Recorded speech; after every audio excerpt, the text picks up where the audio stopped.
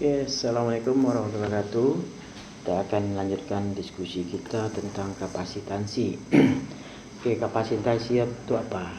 Kapasitansi berasal dari kata capacity yang berarti menjelaskan seberapa banyak muatan yang dapat disusun di dalam sebuah konduktor dengan memberikan sebuah tegangan tertentu. Nah, ini anggap saja ini konduktor bulat. Nah, ketika kita kasih dia tegangan ini 1,5 volt, ini 1,5 volt, berarti tegangan ini akan sama dengan ini nih. Nah, ini dianggap baterainya ideal. Kalau baterai ideal itu ketika kita kasih tegangan ke tempat lain, baterainya tetap 1,5, di sini tetap 1,5. Itu yang ideal ya. Nah, namun yang kenyataannya ya pasti dia berkurang sedikit.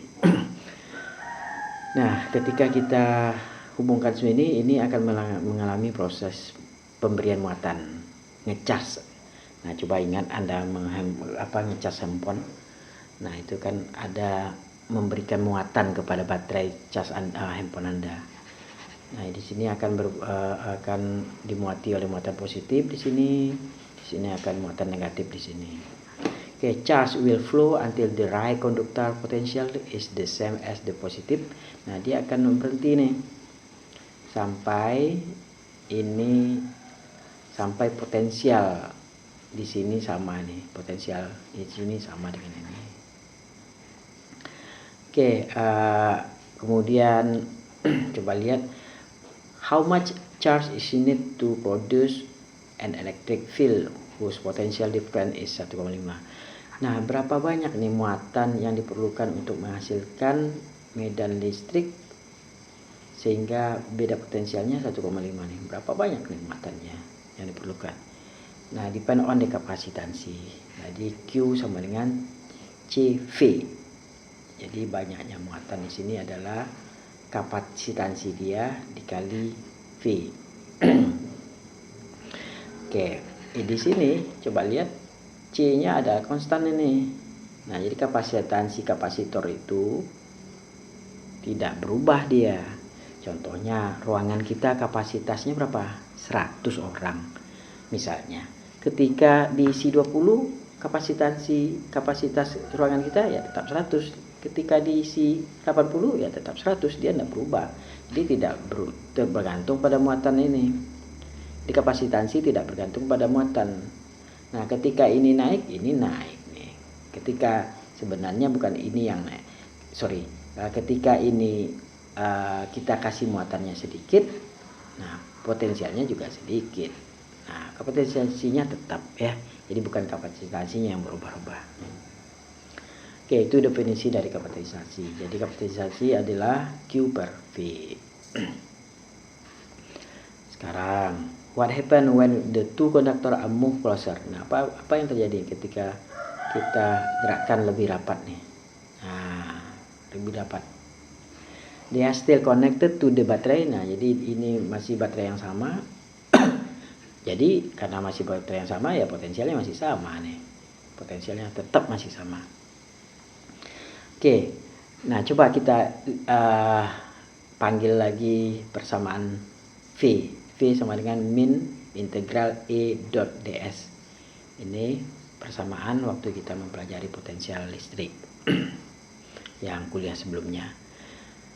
Oke, karena jaraknya dikecilin, maka E harus increase. Nah, jadi ketika ini jaraknya dikecilin, sementaranya V-nya tetap.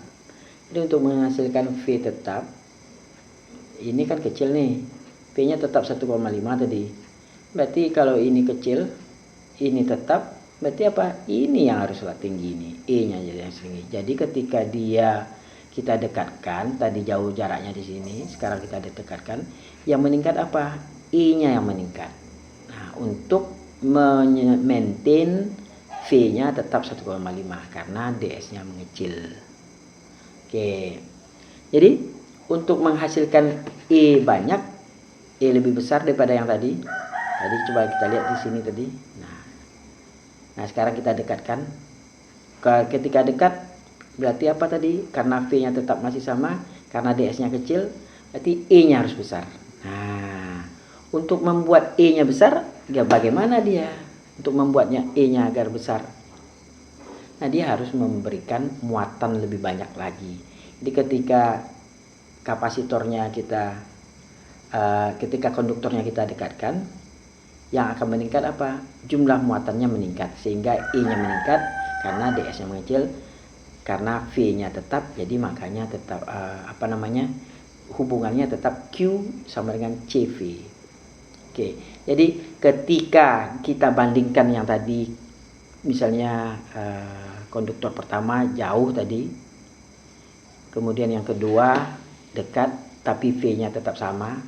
Nah, itu apanya? Jadi karena Q-nya meningkat tadi, ya, karena kalau dekat kan Q-nya meningkat.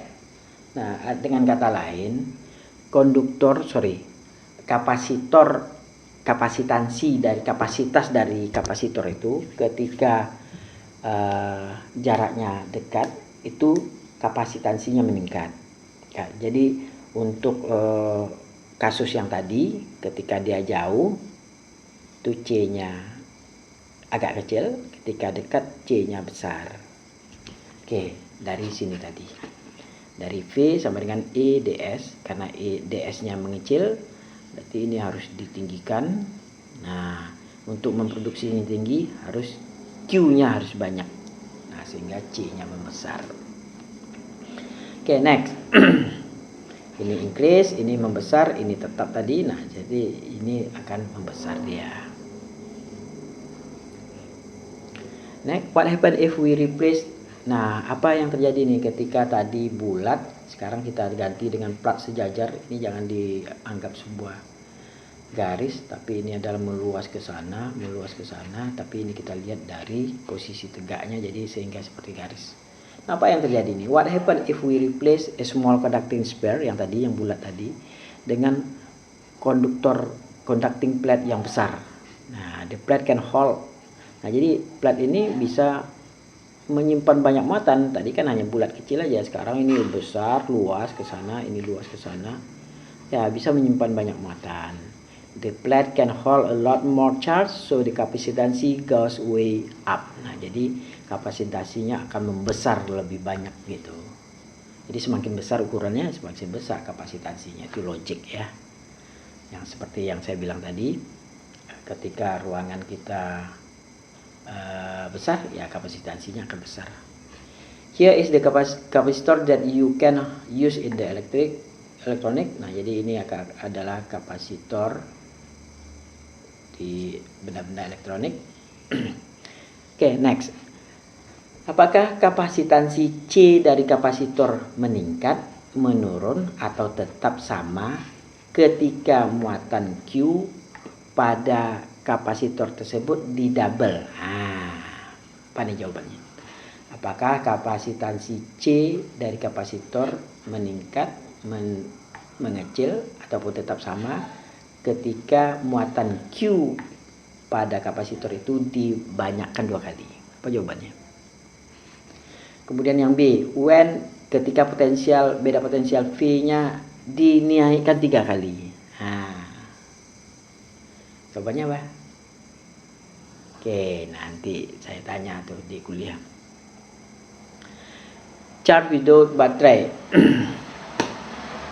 Okay, say that we charge a parallel plate. Nah, anggaplah kita mengecas plate paralel, yang kapasitor plate paralel itu 20 volt, kemudian kita matikan, kita matikan baterainya, kita switch off baterainya. Apa yang terjadi dengan muatan dan tegangan? Yang terjadi adalah yang A-nya charge, muatannya tetap pada plate sampai tidak indefinitely, sampai waktu tak berhingga, dan tegangan tetap konstan 20. Muatan bocor ke bawah secara cepat dan tegangan menjadi 0. Muatan melompat secara cepat ke udara dan tegangan menjadi 0. Muatan tetap pada plate tetapi tegangan drop 20 volt. Kemudian charge secara instan, secara cepat menghilang, tetapi tegangan tetap konstan 20 volt. Oke, Anda jawab nanti pada sesi tanya jawab ya. Yang ini juga Anda jawab, saya ingin Anda menjawab dulu baru saya jelaskan. Nah, sekarang pertanyaannya, bagaimana menghitung kapasitansi? Nah, ini langkah-langkahnya. Asumsikan muatan Q pada plate. Nah, kalau dia plate ya pada plate. Kemudian hitung E, medan listrik antara plate dalam bentuk muatan menggunakan hukum Gauss. Ini masih ingat kemarin hukum Gauss? Epsilon 0 integral tertutup E dot dA. Dot dA, ingat ya, dot dA sama dengan Q enclosed. Epsilon 0 integral tertutup E dot dA Q enclosed sama dengan Q enclosed. Nah, kemudian setelah mengetahui E dari hukum Gauss tadi, hitunglah beda potensial V dengan persamaan yang kita dapat minggu lalu, yaitu V final kurang V inisial sama dengan delta V, sama dengan apa? Min integral dari inisial sampai final E dot ds. Ingat lagi di sini dot ds. Ini penting nih dot tadi tuh. Nah, baru kita hitung kapasitansinya. Ini langkah-langkah menghitung kapasitansi. Oke, contohnya nih. Ini kapasitor keping sejajar. Nah, pertanyaannya, hitunglah kapasitansi dari kapasitor keping sejajar ini. Langkahnya tadi, yang pertama asumsikan ada muatan dulu di sini, kemudian hitung E menggunakan Gauss law, kemudian hitung V menggunakan rumus yang kita dapat, kemudian baru hitung C. Oke, ini nanti saya videokan, saya tulis langsung karena kalau bentuk cerita ini nggak bisa dijelaskan nanti. Oke, assalamualaikum warahmatullahi wabarakatuh.